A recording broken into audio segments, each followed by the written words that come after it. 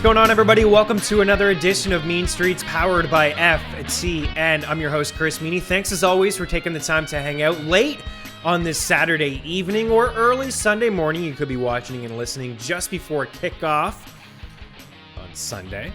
Week 14, finally here. This is what it's all come down to. Fantasy football playoff time. Hopefully you got your hands above your head, your feet up. You're enjoying that bye week. If you're watching or listening, you're probably still alive in your fantasy football season. So hopefully you are. For those who don't have playoffs until next week, I mean, that probably means you're playing fantasy football playoffs week 17. And if so, give your head a shake, pal. As my buddy Pat Mayo says all the time, do not play fantasy football playoffs up until week 17. It's a crapshoot. The year has been crazy enough. Why would you do that to yourself? Don't do it. Maybe your season's done, unfortunately. I have some picks and some props. Hopefully they're as strong as last week and can provide some winners. And if you have any starter sit questions, please leave them in the YouTube section. Also, subscribe if you haven't already to our FTN Network YouTube page. But if you do have a starter sit question, I understand that you could have a very puzzling decision to be made. If you leave the comment on the YouTube page, I'll get to them. I'll take a look before kickoff. I'll make sure that I get to all those questions. You can DM me at Chris Meaney, but you're better off tagging me. I have a better chance of seeing that. You could also email me, MeanStreetsEP18@gmail.com. So any starter sit questions, make sure you leave them in the comment section, and I will get to them because I know that it is very important for everybody out there. First week of playoff time, you want to advance, and I want you to advance as well. Nothing would make me happier than to hopefully make the right call, help you at least make the call, and be on your way. This is what I'm here for, to try to help out. This is episode 18 of Mean Streets, the Peyton Manning episode, one of the best to wear 1-8 in the NFL. AJ Green also wears 18 in the NFL. Used to be one of the greats. I think he could go down as, from a 4-year stretch, he was one of the better wide receivers in football. I wonder what number he'll wear in the CFL next year. Jeremy Maclin also wore 18 in the NFL, one of my faves. These pretzels are Maclin me thirsty. Darryl Strawberry wore 1-8 around the diamond, 4-time World Series champ. Moises Alou, Joe Morgan. Phil Jackson wore 14 on the hardcore. Denny Savard and Serge Savard also wore 18 on the ice. It's funny Denny Savard has actually come up because, I'll be honest, I'm a little lost on Saturday evenings without hockey. I'm a huge hockey guy. Yeah, I get the college basketball and the college football. It's fun. I need some hockey in my life, and hopefully we'll have that. You know, there's some reports surfacing that we could see puck drop right around mid-January, so maybe potentially a month away. But last week I tweeted what my Saturday nights were like, and I tweeted 3 old school VCR or VHS's, geez, man, it's been a long time, VHS videos, and one was 50 great goals. I don't even have a VCR. I had to go and purchase one secondhand so I could watch some hockey on Saturday nights. But one of my guys, Derek Van Riper from The Athletic, great follow, a fantastic guy, and he does some really good work over at The Athletic. If you're not already following him, just check it out, especially if you're a big baseball fan.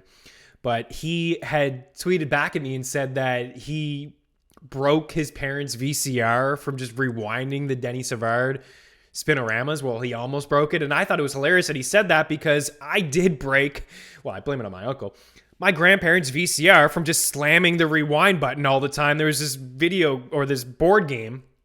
I forget what it was called. I think it was like Hockey Night in Canada, of course, Canadian in me. But if you landed on a space, you play the videotape, and it would, be teed up for a goal, a save, or a penalty. And if, it was a penalty or a save, you had to go back a couple spots. If it was a goal, you jumped up and you were rewarded. But I was nonstop rewind on Denny Savard spinorama goals because, I'd never seen anything like it. I was a big hockey fan. I thought it was great. I grew up in a Habs house, so, Denny Savard was, he meant a lot to, people in my family because he scored a few nice goals with the Habs, but known as being a Blackhawk, and I just don't see anybody do that these days.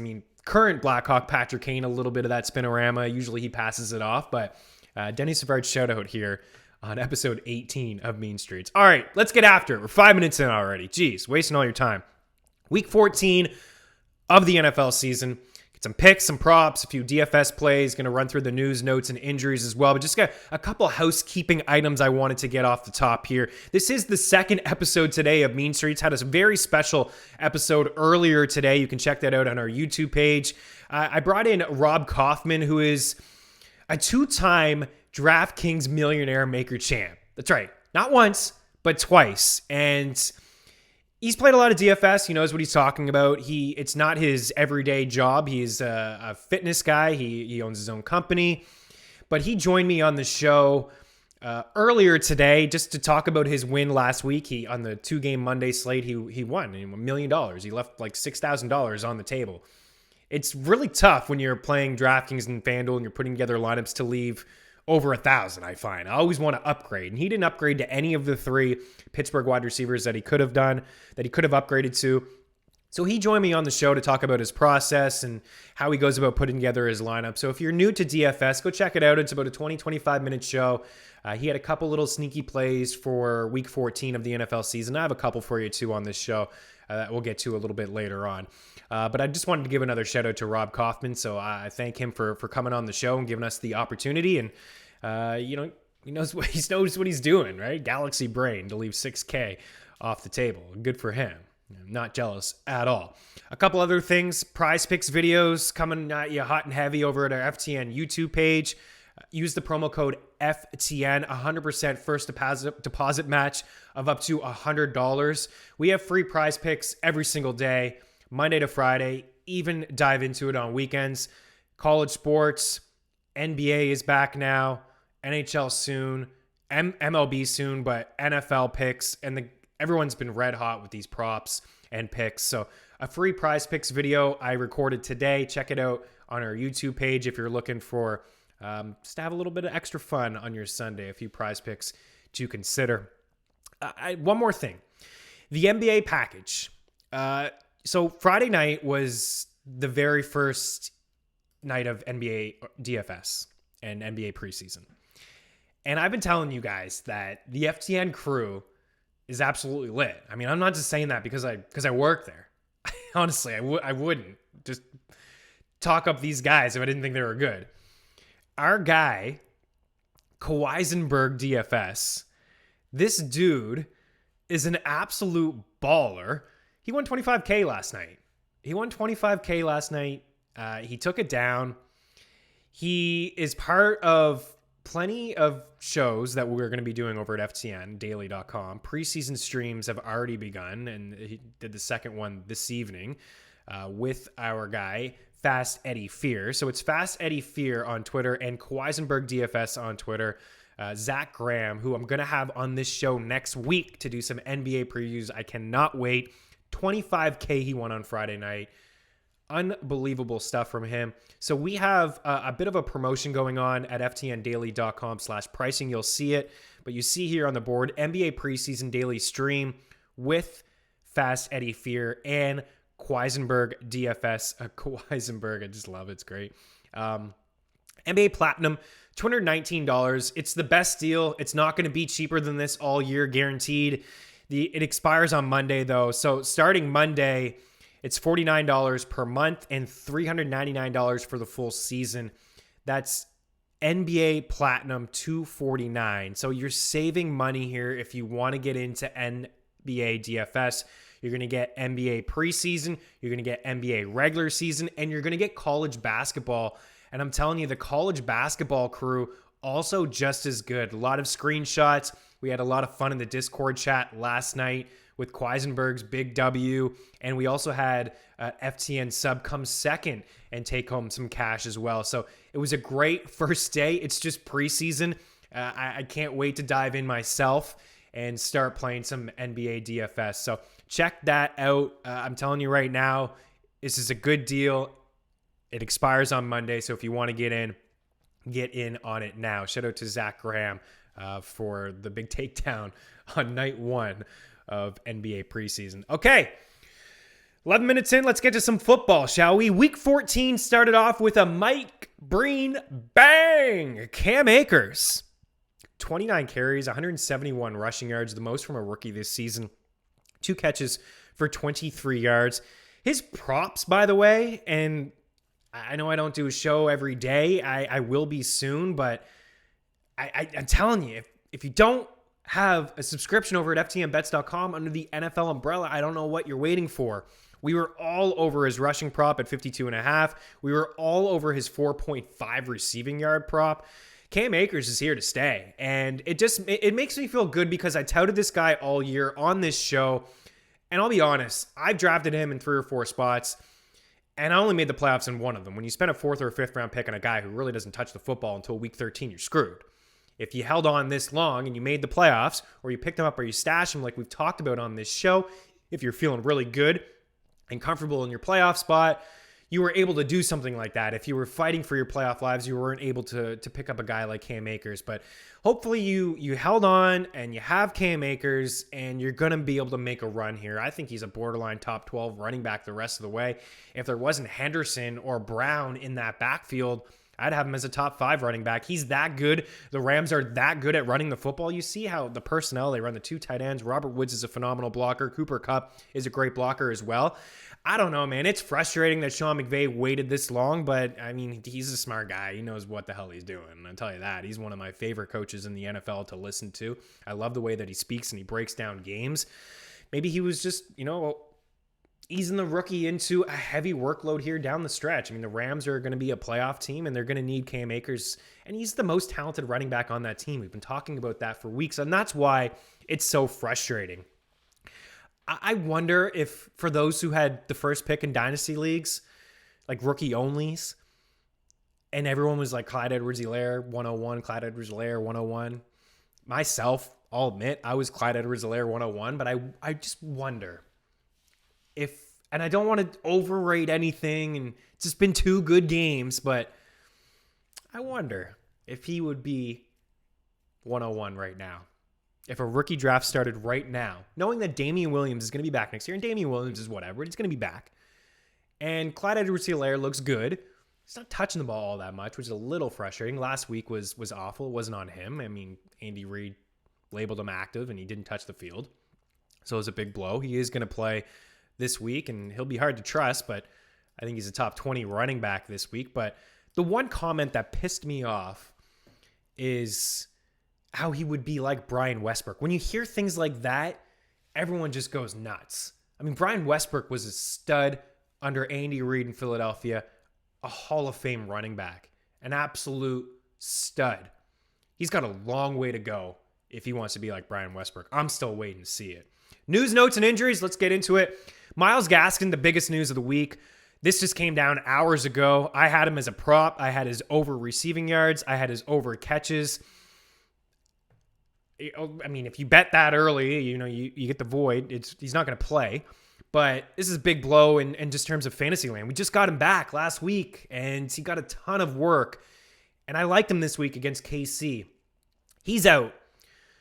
Savon Ahmad is out. Matt Breida is out. So that leaves a backfield of DeAndre Washington and Lynn Bowden, who had 4 grabs in his very last game. I on FTNFantasy.com, I wrote the stats, and I always write them on Mondays and Tuesdays, stats to know. We're running out of time, stats to know. But DeAndre Washington that week with no Gaskin, he finished with 32 snaps, 47% of the snaps compared to 23 snaps from Matt Breida and 33%. Now, no Breida, no Ahmad, like I mentioned. So Washington, I think, is going to be a guy that's probably flirting with 70% of the snaps. You can run on KC. Now, Washington's not all that great, but he did finish that game with more carries, rushing yards, red zone carries, and targets than Breida. And Breida played 11 of the first 14 snaps in that game. So they quickly made that change. They acquired this guy at the deadline. Clearly, they see something in him. We can have some fun with the revenge, all that stuff. But, you could be in a situation where you have to start DeAndre Washington this week. And I'll take a look at my running back rankings right now. Again, can be found at FTNFantasy.com for all of the rankings. I have Washington as RB26. I have him just behind Mostert and Sanders and Edwards-Helaire, Giovanni Bernard, Dobbins, Melvin Gordon, and DeAndre Swift, Kenyon Drake. We're getting into the good guys now.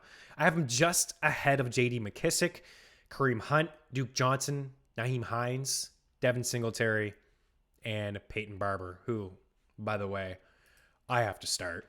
Who's the worst player you're starting this week? Leave that in the comment section. I'd like to feel better about some of my teams. I guarantee you, none of them are worse than Peyton Barber. I am starting Lynn Bowden in a league. It's a deep league, 16 teams, PPR. I'm playing him in a flex spot. I think he could be interesting in DFS, but know that you could easily take the 0. They're going to be playing from behind, most likely. Yeah, he can catch a few balls out of the backfield. I don't think he's going to be a big player on the ground. He had 1 carry in that game where Washington had the 32 snaps. He had 1 carry for 11 yards, but he caught 4 balls for 41 yards. So he may catch 4 or 5 balls this week. It's very, very possible. Other news, notes, and injuries here. CMC looking doubtful is a big blow. Mike Davis had 30 catches in his first 4 games without CMC. He only has 14 in his last 4 games, but no DJ Moore. So I really like the 3.5 catch prop for Mike Davis, and you're playing him. You're just going to play him. And I was able to pick him up in one of my leagues. It's a competitive league too. It's a 10-team league. Maybe that's why he was on the waiver wire. But that's another guy that you just don't be dropping these next man up guys. Drives me nuts. Antonio Gibson, out. Peyton Barber, in. Almost just threw up in my mouth. David Johnson, out. Duke Johnson, 6 catches last game. Been on record plenty of times saying I don't think Duke is a great running back. But he's going to be a player in the passing attack. No Will Fuller, no Randall Cobb. He's going to catch a few balls. DeAndre Swift looking like he is going to be in. I just gave you his ranking. I would play him. I don't view him as a top 12. Normally I would. You know, if he wasn't coming off a concussion up against the Green Bay Packers, I'd have this guy as a lock and loaded top 12, maybe top 10 running back. I think he's going to be getting just 50% of the snaps, just over 50%. I think he catches a few balls out of the backfield. I think you have to play him. Depends on your matchups. Josh Jacobs is expected to play. I'm a little bit surprised to see this, although Jacobs isn't a guy that's practiced a lot this season, so not overly surprised, I guess. But when I did read this morning, I just was double checking, and I was thinking, Josh Jacobs, he's unlikely going to play, and then I just hit the Twitter machine and did a little research, and looks like he's going to play. I think you have to play him. Where do I have him ranked? RB12. I got some respect for him. I think you play him. In a high total games, like 52.5 against the Colts, I think you have to play him. I got him just behind Taylor and Zeke, ahead of Connor, Gallman, Mike Davis. I understand if you're a little hesitant to play him as a Jacobs owner. He has been hit or miss. He's been very miss in games where they've been down, but I think this game will be competitive. I think they'll hang around, and he's a warrior, man. Jacobs doesn't play a whole lot. I think he's going to play, and I think he's a top 12 running back. I would play him. Kenny Drake, questionable. I think he's going to play too. Frank Gore, likely. So there goes my Ty Johnson in the FTN season league. I have both guys. I guess I'll play Gore over Johnson. Neither of them are great. It's gross. Justin Jackson, activated from IR, so maybe he gets a few more touches. You're not playing him, but I just wanted to bring him up. You never know. People may have been playing Kalen Ballage in deep leagues, and I would just look elsewhere if that was the case. Alexander Madison is ruled out. Julio Jones is out. DJ Moore, as I mentioned, out. Kenny Golladay, out. Denzel Mims, out. Jamison Crowder could potentially be out as well. This guy is basically a Band-Aid when he plays well, especially when Sam Darnold is his quarterback. But I don't know. If he's active, I would play him, because I like the matchup. They're 14.5 point dogs here. They're going to have to throw the football against Seattle. You can throw the football against the Seahawks. They've been a little bit of a better defense lately, but they also haven't played all that great of teams lately. The Giants, they lost to. The Eagles before that, but they have gotten some guys back in their secondary. They're a better defense than they showed over the first few weeks, but Crowder's a risky play. I just feel like if he's active, he's good to go when he's playing. But if he isn't playing, Rashad Perriman is a borderline top 30 wide receiver just on pure volume alone. Like, who else is catching passes there for the Jets? Ty Johnson and Rashad Perriman. T. Higgins is questionable. I think he suits up. Jonnu Smith is going to return. He's in. He's a risky play. This is a high total game as well. It's the tight end position. I have him ranked. Let me go check here quickly. I should have had this ready to go for you guys. I have him as tight end 16. I'd play Ebron, Fant, Hurst over him. I really like Cole Kmet, but I'd play Jonnu over him in the high total game and against the Jags, but it's really risky. The reason I lean that way is I just think there are going to be a lot of points scored in that game. Kyle Rudolph is doubtful. Could see Irv Smith come back. He's questionable. Tyler Eifert, questionable. Austin Hooper, neck injury, questionable. If you're a Hooper guy, I'd be looking for another option. Cole Kmet is one of those. He could be hanging around the waiver wire. You don't want to risk it on a Monday. And Hooper hasn't really done anything anyways this year. Sticking with the Browns, Kadero Hodge is ruled out and Denzel Ward out again as well. Daniel Jones looks like he's going to be in. That's great news for the Giants and Sterling Shepard. His 4.5 catch prop is plus money currently. He has 6 grabs in every single game but one with Daniel Jones. Phillip Rivers likely in, dealing with a toe injury. Apparently the toe's feeling good, so could see a few rushing attempts from Phillip Rivers. Psych. Zane Gonzalez, some kicker news. He's out. Don't really touch on kickers too often, but it's got to double check to make sure you're not rocking Zane Gonzalez. And you could have been, because Arizona's got that high tempo, high powered offense, not lately, but he was a decent kicker for a little bit there. Mike Nugent is in. Wouldn't pick up Nugent. I'd look elsewhere. Picks and props. Week 14. Week 13 was a great week. Not going to lie. It was lucky week 13. Things worked out for me. It's not always going to be like this. Hopefully it's a trend and I can build off this. But, I mean, just quickly, things just worked out in week 13. I had a couple people reach out and I saw some screenshots, and honestly, I mean, that makes my day. That's honestly what I'm here for. Had the Colts by 3. I did not get Seattle. My goodness. 10-point favorites and they lost. That was a brutal pick by me. And I even teased them. It's the only game I got wrong in the teaser. -3, I teased them down and they lost. Washington plus 8.5. I said I didn't have the stones to pick them on the money line, but if there was an upset, it was that one. Washington plus 8.5. The Saints, the Rams, and the Buffalo Bills hit on all the unders. Miami, Cincy, Washington, Pittsburgh, New Orleans, and Atlanta. That's 2 out of the last 3 games the Saints have played to the under, and they would have had the under probably against the Broncos too if they had a quarterback. They didn't have a quarterback. They didn't move the ball, and the Saints just got some garbage time points and didn't get the under. But I thought about the Philly under. Spoiler alert, I don't have that on my picks, but I thought about the under there this week too, just because both quarterbacks going to be running around a little bit. It's close to that number, but I think Saints, as long as Hill's in there and as good as that defense is playing, the under's just definitely been hitting a lot lately. Parlay, KC, Miami, Indy, New Orleans got that one. Over on the props, Jonathan Taylor, 48.5, got that one. Had to sweat that one out. Honestly, it was a little uneasy just because he wasn't touching the ball. But he started to towards the end of the game. Allen Robinson got that catch on the final drive. We were lucky there to get that one. Aaron Rodgers over 2.5 passing touchdowns. I said that one felt like a lock against the Eagles. This guy's just throwing 3 every game. That was plus money. Robert Woods, 62.5 receiving yards. And then Tyreek Hill.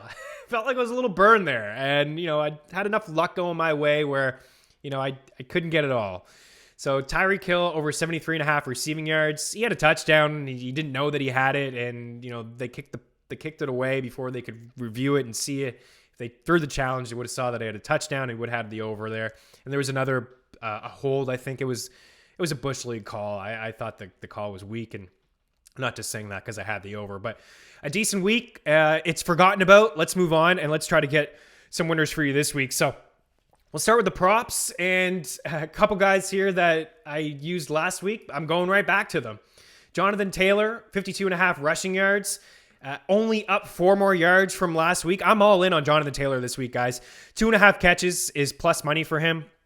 13.5 fantasy points, DraftKings Sportsbook.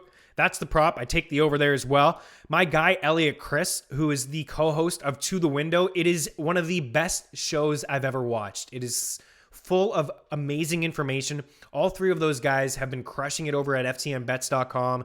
You just get so much out of that show. It's phenomenal. And Elliot talked to me about, as we were chatting off to the side, and I'd watched the show and I asked him a couple questions, and I love these kind of props, and I only starting now to get into them. I hadn't really seen them before, and Elliot hit this a couple weeks ago. It was like the most receiving yards for Sunday. Tyreek Hill, he had that, I believe, maybe like 10-1 or something ridiculous.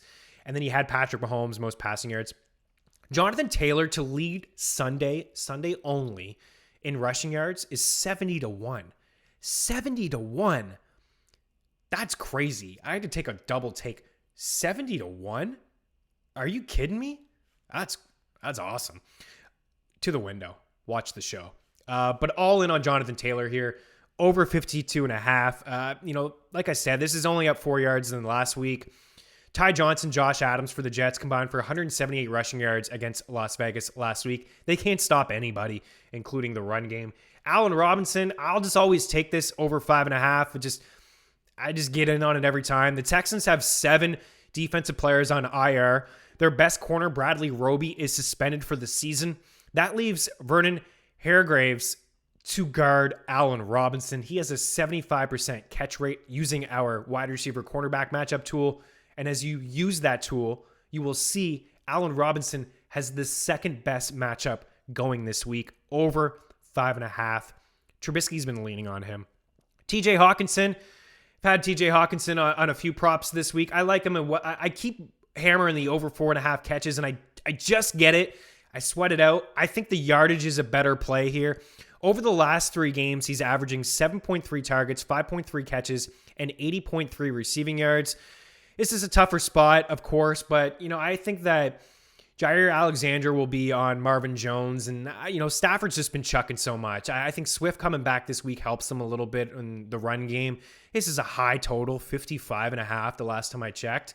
I don't know if it gets there, but Matthew Stafford's going to have to throw. I mean, there's so many holes on this Detroit defense that Aaron Rodgers is just going to be able to score 3 or 4 touchdowns. They're definitely getting to 30 points. They have the highest team implied total at 32. So there's going to be a lot of chucking in this game. So I'm leaning with the receiving yard prop, but I really do like that 4.5 yard prop as well. I had Myles Gaskin in here. I had to get my guy George Three Putts to make a couple changes for me with Gaskin getting placed on the COVID-19 list. So I plugged in another prop that I had over at FTNBets.com, and it was DK Metcalf over 78.5. I'm surprised this one is as low as it is. I could see it getting up to 82.5. It's the Jets. I don't really need to explain it.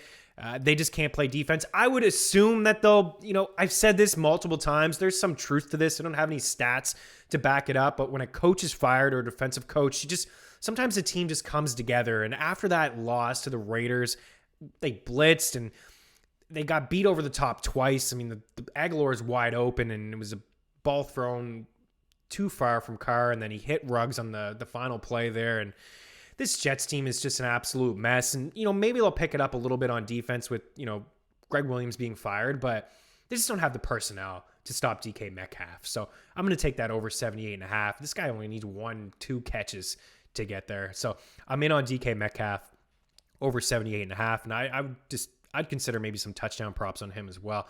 Calvin Ridley's the last guy at 5.5 receptions.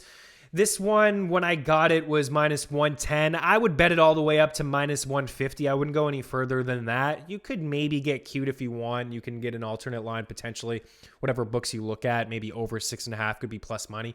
I don't really like to get involved over 6.5, but 5.5 I think is a decent number here. I jumped on it right away when I saw Julio Jones was ruled out, and I think the books were a little bit slow to make adjustments. Another reason to follow FTN Alerts on Twitter, because you get that, you see it right away. When we make the bet, you see it. It's up there, and you just want to be able to jump on it because things change so quickly in the NFL.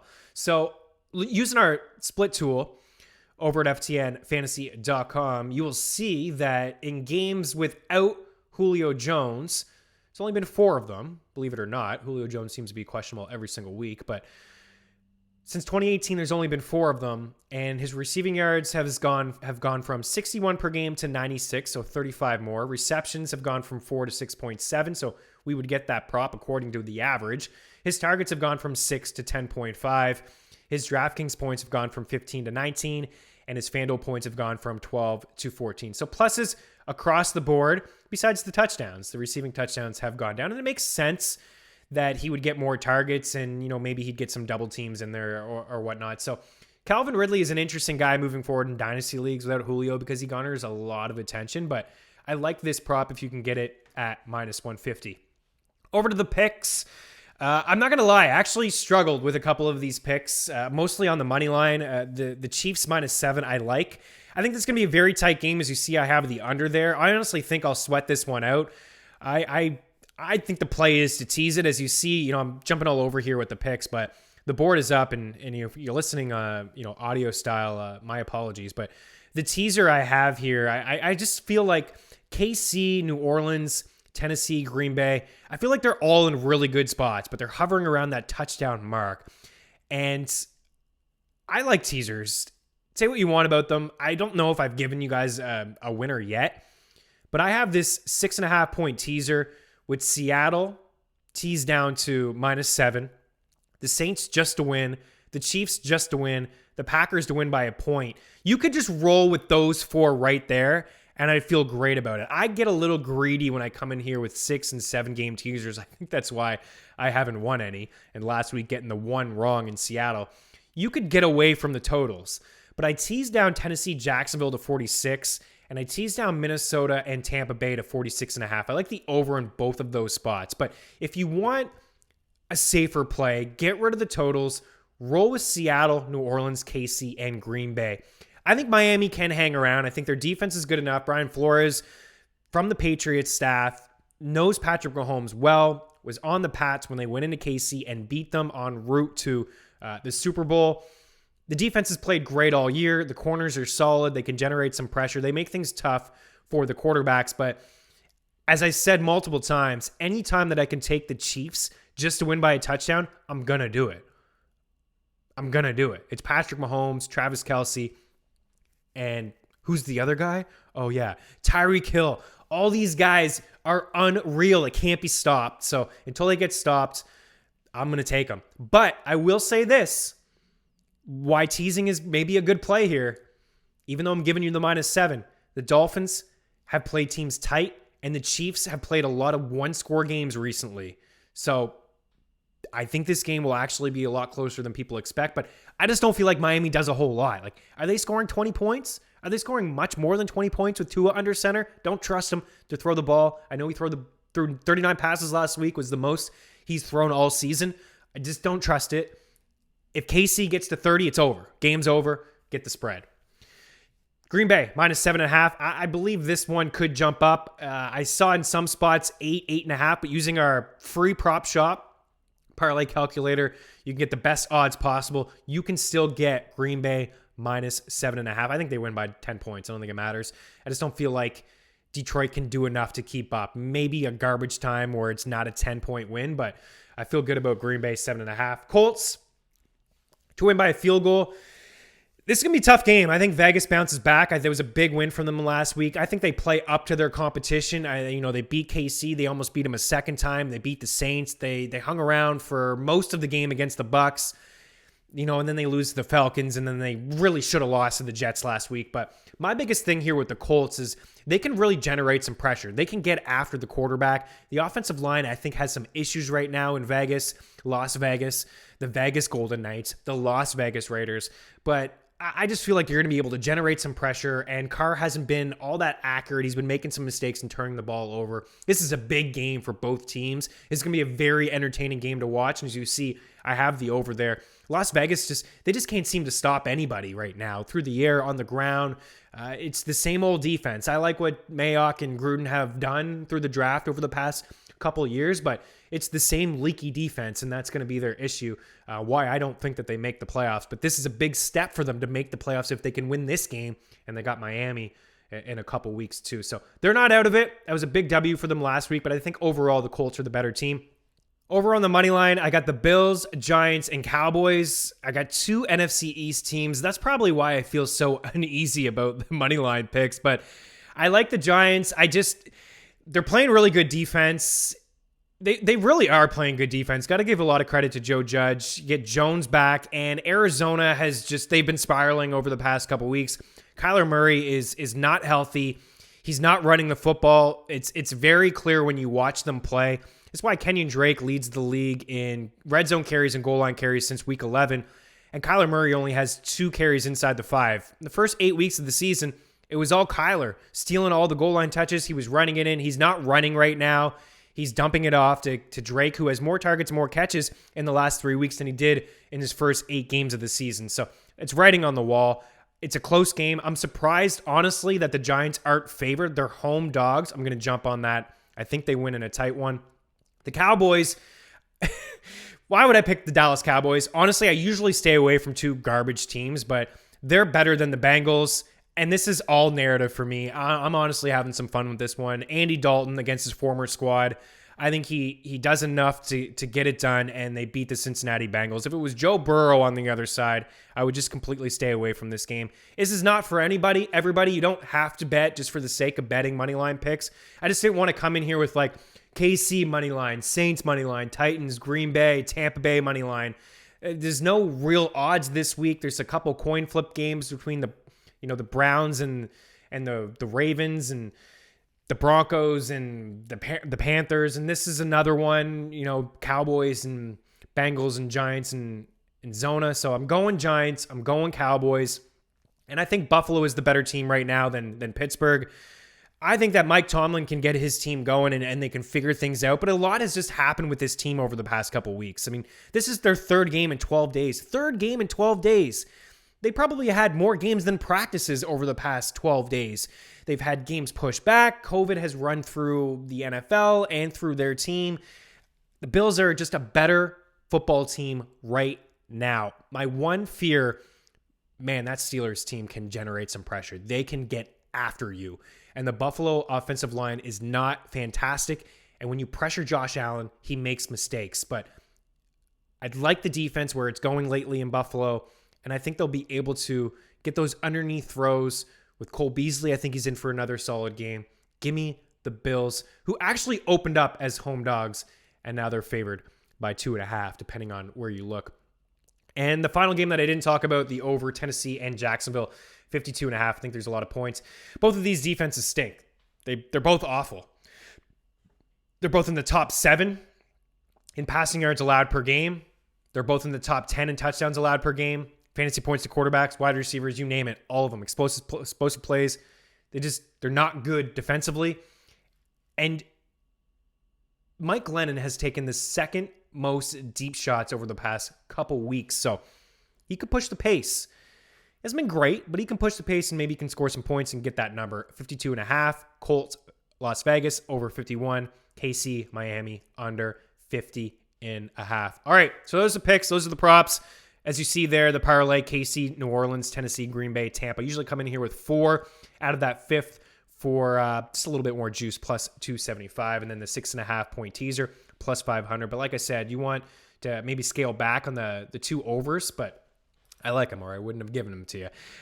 Couple DFS plays before I get out of here. I did want to touch on Jalen Hurts as an Eagles guy, and a few questions on Twitter asking me what I expect from him. I actually think he's going to be okay. And by okay, I mean maybe he throws a touchdown or 2 and gets 250 total yards on the ground and through the air. I think he's going to be okay. Okay. This is his first NFL start, and he has to go up against one of the best defensive units in all of football.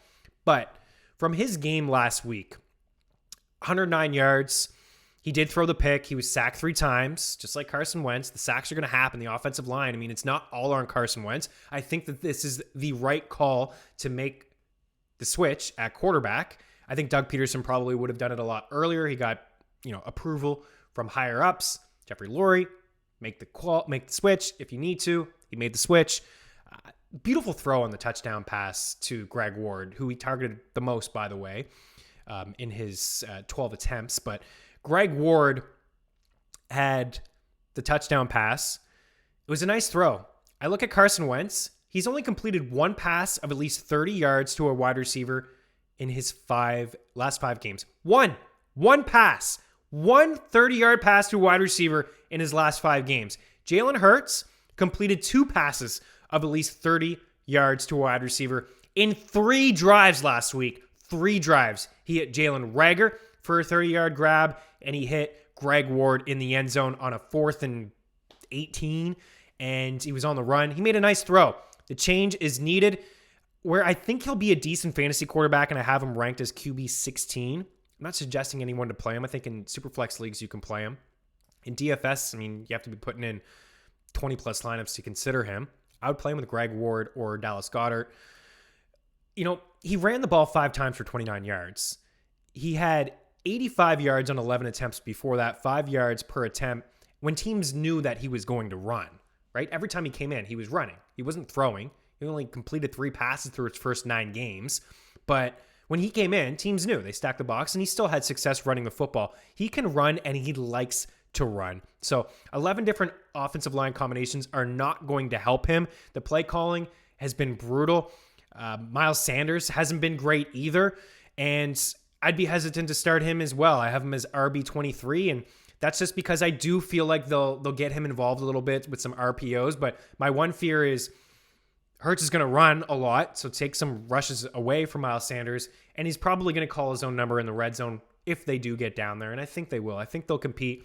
The defense has been good. 2 rushing quarterbacks here in Taysom Hill and Jalen Hurts for Week 14 of the NFL season, but I just wanted to touch on him a little bit. I think the change is necessary, and I'm looking forward to seeing what he can do. I mean, they drafted him 2nd overall, and Carson Wentz has not been great this season. He's been hesitant, and he just doesn't look confident. So I think the change is needed. I wouldn't take the over on too many Jalen Hurts props. Maybe just his rushing over 38.5. I think he certainly gets there for sure. Okay, 1 or 2 FanDuel plays on the way out. I'm in on Justin Herbert this week. He's been brutal the past couple weeks. I think he ran into Bill Belichick last week. This is what Belichick does against rookie quarterbacks. But over the last couple weeks, 1 touchdown, 2 fumbles, 3 interceptions, only 24 fantasy points. This is a much better spot against the Falcons. I'd roll him out in DFS. Recency bias is an absolute thing. It's all about what have you done for me lately. I love Tom Brady this week. I just think it's going to be a great game for him. I think he throws 3 or 4 passing touchdowns. Chris Godwin is my favorite. I would have some Mike Evans. I think Antonio Brown gets his first touchdown this week as a member of the Bucs. Of course, I like Aaron Rodgers. I also like Ryan Tannehill as well. You want to come off Derrick Henry. A lot of people are going to have Henry. Pair up Tannehill with A.J. Brown or Corey Davis, who continues to ball out. But I do like Henry this week because he did have that bad game last week, had the fumble. It was the fewest rushing yards he's had since week 5 and a season low 15 carries.